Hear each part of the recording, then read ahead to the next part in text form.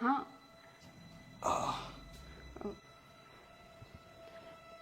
आ गए तुम? ये हाथ पे क्या हुआ तुम्हारे? वो छोटा सा एक एक्सीडेंट हो गया था। बाइक तो ठीक है ना? बाइक को तो कुछ नहीं हुआ ना? नहीं, बाइक को कुछ भी नहीं हुआ है। बताओ, अभी 2 दिन पहले बाइक ली है, अगर बाइक को कुछ हो जाता तो कितना बड़ा नुकसान हो जाता हमारा। अरे मेरी गलती नहीं थी, वो पीछे से एक बाइक वाला आ रहा था, उसकी गलती थी। तो बाइक देख के चलाया करो ना। चलो ठीक है, बैठो, मैं पानी लेकर आती हूँ।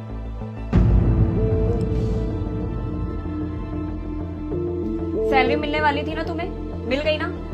हाँ, सैलरी आ गई है। तो ठीक है, मुझे 10,000 रुपए दो। अरे मेरा वॉलेट, मेरा वॉलेट कहाँ गया?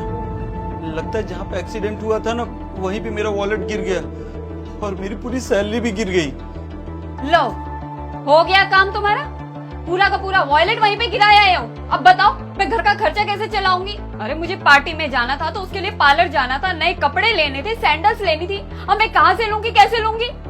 अरे तुम टेंशन मत लो, मैं कहीं ना कहीं से पैसे का जुगाड़ कर लूंगा, तुम टेंशन मत लो। बताओ, नई बाइक ली थी लेकिन तुम्हें तो चलाने का ढंग ही नहीं है, एक्सीडेंट करा लाए।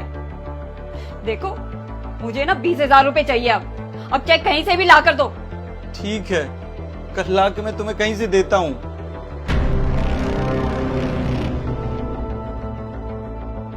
हाँ छोटे, बोल।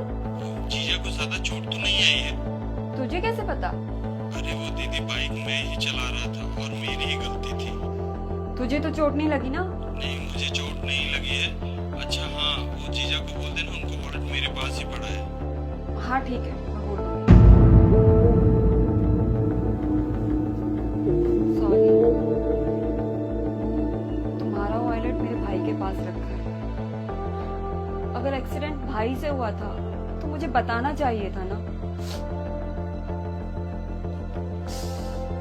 क्योंकि तुम्हारे भाई ने मना किया था कि दीदी को मत बताइएगा, दीदी सुनेगी तो उसको बुरा लगेगा, इसीलिए मैंने तुम्हें नहीं बताया। चलो अच्छा हुआ, बाइक को भी कुछ नहीं हुआ और तुम्हारा पैसा भी मिल गया। हाँ, अच्छा हुआ, लेकिन एक बात तो समझ में आ गई कि तुम सिर्फ पैसों की लोभ हो। कोई जिए कोई मरे, इससे तुम्हें कोई फर्क नहीं पड़ता। नहीं, ऐसा नहीं है। ऐसा ही है।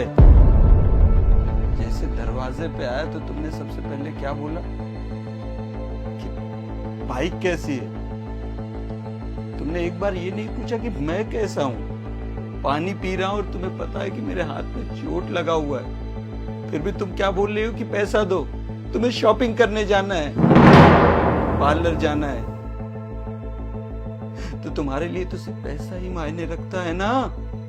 एक बात समझ में नहीं आता, ये लड़कियां माँ बाप के घर पे होती है ना, आपके पास 1 रुपया न रहे तो हर तरीके से एडजस्ट कर लेते हैं, लेकिन अगर पति थोड़ा सा पैसा कम कमाता है ना तो उसकी जिंदगी हराम कर देते हैं। लेकिन कभी ये नहीं सोचते कि उस पति के ऊपर क्या बीतती है जब आप उससे ज्यादा पैसों को अहमियत देते हो।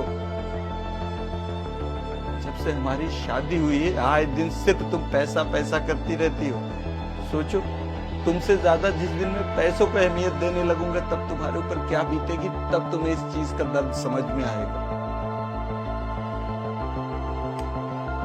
आज का मर्द सब कुछ समझ चुका है कि औरतें पैसे की कितनी लोभी होती हैं,